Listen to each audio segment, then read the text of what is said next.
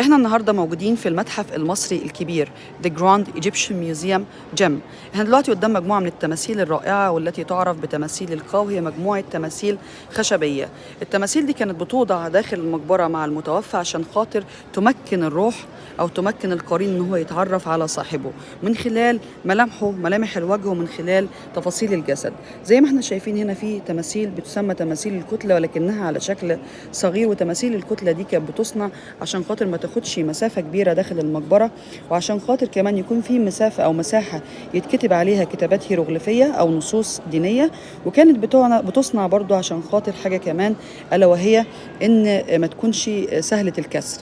ولو بصينا على التماثيل هنلاقي ان التماثيل بتمثل دائما باذان كبيره، يعني بودن كبيره. ليه المصري القديم كان بيمثل التمثال بودن كبيره؟ لان هو لما يمثل نفسه بودن كبيره ده معناه ان هو هيستمع الى اوامر الاله، وهيستمع الى كل الصلوات التي تقدم له من الاقارب والاخوه الخدام في العالم الاخر. ولذلك دايما كنا بنلاقي تماثيل الملوك حتى كبيره، لانهم ده بيوحي الى انهم سوف يستمعون الى من يحكموه، او سيستمعون إلى شعوبهم. زي ما احنا شايفين هنا تماثيل الكتلة دي صغيرة الحجم، ولكنها وضعت كتماثيل للقاء، وهي القرين للمتوفى.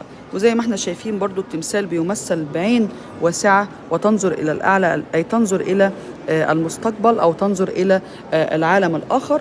وبرضو الودان ممثلة بشكل كبير، والعيون ممثلة واسعة، وده بيدل على أن المصري القديم كان يسمع ويرى كل ما يدور من حوله في العالم الآخر. هنا برضو عندنا مجموعة من الماكتس الرائعة أو الموديلز الرائعة للمراكب اللي كانت بتستخدم في مصر القديمة. وصناعة المراكب في مصر القديمة كان ليها أكتر من هدف. أول حاجة أن هي يتم استخدامها في كنقل، كوسيلة نقل مهمة جدا عند المصري القديم. تاني حاجة أن هي كانت بتستخدم في نقل المومياوات من الجانب الغربي إلى الجانب الشرقي، أو سوري، من الجانب الشرقي للجانب الغربي لنهر النيل، وخاصة النواويس الملكية أو التماثيل الإلهية. تالت حاجة، ودي حاجة مهمة جدا، ان هي كانت بتستخدم في التنزه في النيل، زي النايل كروز كده، او ما يعرف بالبيكنيك اللي هي نايل بيكنيك، يعني اللي هي رحله نيليه. تالت حاجه برضو كانت بتستخدم، او رابع حاجه كانت بتستخدم في الفيشنج، وده بيسموه الصيد. وده طبعا كان بيتم في نهر النيل وفي البحر الاحمر وفي البحر المتوسط، لان مصر عندها شواطئ كتيره جدا. وده كان من الحاجات الاساسيه ان يبقى عندك مراكب عشان تعرف تتنقل بشكل اسهل من مكان الى مكان.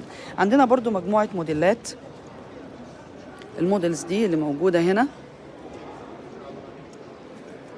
وهي للأعمال اليومية في مصر القديمة. تمام. وهنا للكاتلز اللي موجودة، اللي يعني البعير والحاجات دي. يا رب تكون المعلومة فادتكم، وإن شاء الله